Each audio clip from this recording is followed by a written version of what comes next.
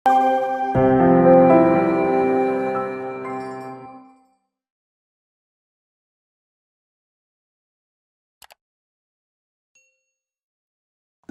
Pan-RB mengaku pembukaan seleksi pegawai pemerintah dengan perjanjian kerja atau PPPK akan berlangsung di Mei tahun 2021. Ini akan dibuka bagi guru honorer. PLT Deputi Sumber Daya Manusia Aparatur Kementerian Pan-RB Teguh Wijanarko mengaku setidaknya ada 1 juta guru PPPK yang akan dibuka. Pembukaan ini menjadi program Kemendikbud yang akan mengangkat kesejahteraan dan derajat para guru honorer di Indonesia. Seleksi PPPK akan dikhususkan untuk pemerintah daerah atau Pemda.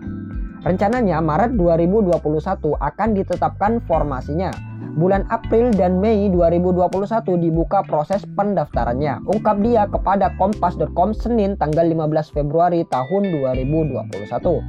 Sedangkan bulan Juni tahun 2021 bilang dia akan mulai seleksi guru PPPK. Dia menyebutkan jumlah 1 juta guru PPPK termasuk dalam kebutuhan 1,3 juta aparatur sipil negara ASN di tahun ini. Sedangkan kebutuhan jabatan lainnya untuk Pemda di luar guru ada sebanyak 186.000 posisi. Angka itu terdiri dari 70.000 PPPK jabatan fungsional selain guru dan 119.000 CPNS untuk berbagai jabatan teknis yang sangat diperlukan. Itu juga untuk termasuk tenaga kesehatan, tutur dia. Adapun porsi instansi pemerintah pusat, lanjut dia, kebutuhannya mencapai 83.000, yakni terdiri dari sebanyak 50% untuk PPPK dan 50% CPNS untuk berbagai jabatan yang sesuai kebutuhan masing-masing instansi.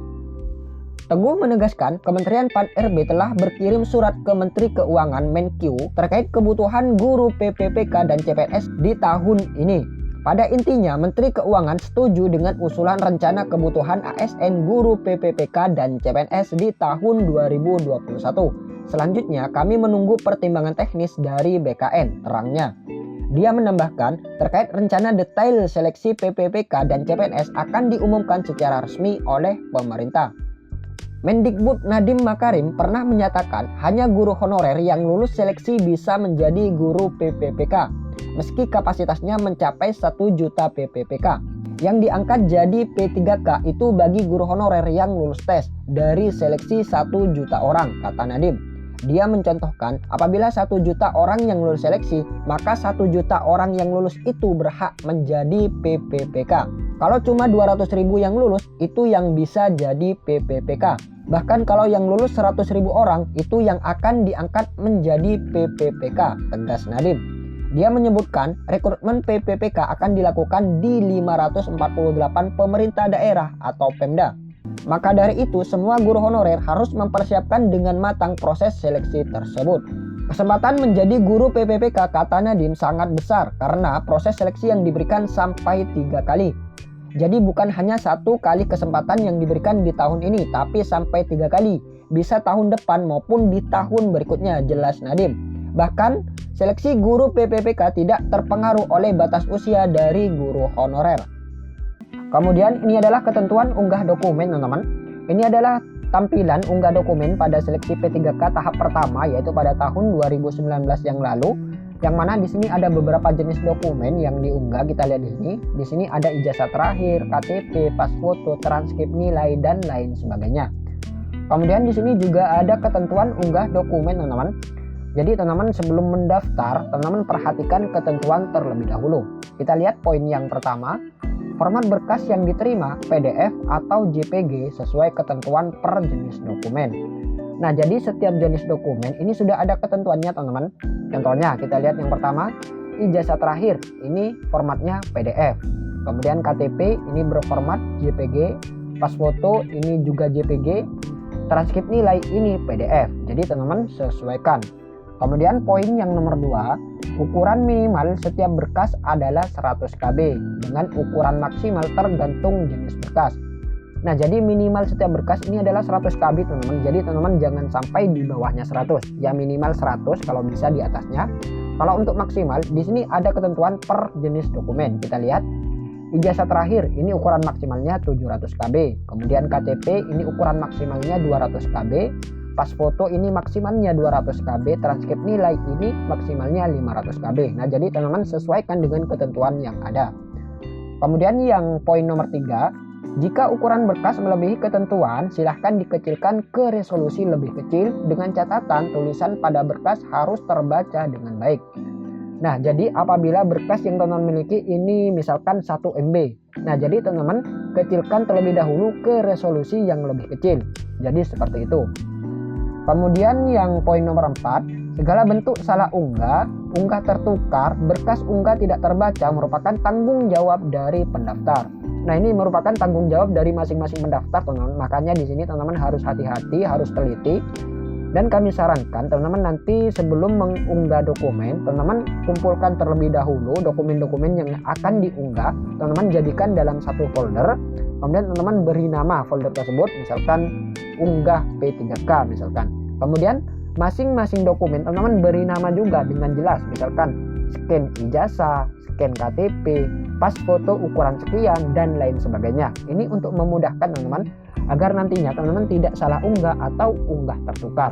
Kemudian jika sudah selesai mengunggah, harap mengecek hasil unggahan dengan menekan tombol lihat. Nah, di sini ada tampilannya seperti ini, teman-teman. Di sini kan warnanya abu-abu dilihat. Nah, ini warnanya hijau. Nah, jadi apabila hijau berarti ini sudah diunggah. Teman-teman nanti bisa mengeceknya dengan klik tombol lihat ini untuk memastikan apakah dokumennya sudah benar atau tidak, apakah dokumennya terpotong atau tidak. Jadi teman-teman bisa cek terlebih dahulu sebelum mengakhiri pendaftaran. Kemudian kita lihat poin yang terakhir, Anda dapat mengunggah ulang berkas misalnya jika hasilnya tidak jelas, terpotong sesuai keperluan sebelum mengakhiri pendaftaran. Kemudian berikut adalah rencana seleksi P3K tahun 2021, teman-teman. Yang pertama yaitu pengajuan formasi. Nah, untuk pengajuan formasi ini dilakukan oleh masing-masing daerah untuk mengajukan kebutuhan guru di masing-masing daerah kepada Kemenpan RB. Dan pihak Kemendikbud ini menyarankan agar masing-masing daerah mengajukan sebanyak-banyaknya guru honorer untuk memenuhi 1 juta guru. Jadi seperti itu. Kemudian yang kedua yaitu tahap pendaftaran. Nah, untuk tahap pendaftaran ini nanti dilakukan di portal resmi, teman-teman, yaitu di sscsnbkn.go.id. Yang mana nanti teman-teman membuat akun dan mengunggah beberapa dokumen yang diperlukan seperti KTP, ijazah, dan lain sebagainya. Kemudian yang ketiga yaitu ujian seleksi. Nah, untuk ujian P3K ini berbeda dengan ujian CPNS, teman-teman, karena tidak ada seleksi kompetensi dasar atau SKD, hanya seleksi kompetensi bidang atau teknis, yang terdiri dari 5 konten, teman-teman. Yang pertama yaitu kompetensi teknis, yaitu sesuai mata pelajaran. Ini terdiri dari 50 butir soal waktu 60 menit, bobot 60%. Kemudian tes bakat skolastik atau penalaran, ini jumlah soal ini 40, waktu ini 60 menit. Kemudian manajerial, jumlah soal yaitu 30, waktu 25 menit. Kemudian sosiokultural, ini 20 soal dengan waktu 15 menit. Kemudian yang kelima yaitu pertanyaan wawancara yang dijawab secara tertulis, ini jumlah butir soal 10, kemudian waktu 10 menit. Jadi total semua ada 150 butir soal dengan waktu 170 menit. Nah, itulah untuk ujian seleksi P3K. Kemudian yang keempat yaitu penempatan.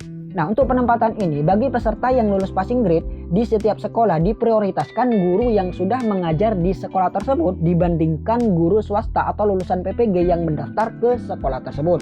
Jika jumlah peserta yang lulus passing grade di sebuah sekolah melebihi formasi di sekolah tersebut, maka peserta-peserta dengan passing grade tertinggi akan ditempatkan terlebih dahulu. Kemudian yang kelima yaitu pemberkasan. Nah, untuk terkait pemberkasan, ini pemberkasan dilakukan oleh pihak BKD, teman-teman. Setelah proses pemberkasan selesai, BKN mengirimkan NIP ke pemerintah daerah. Nah, jadi seperti itu, teman-teman, rencana seleksi P3K tahun 2021. Baik, teman-teman, itulah sedikit informasi dari kami. Semoga video ini bermanfaat. Wassalamualaikum warahmatullahi wabarakatuh.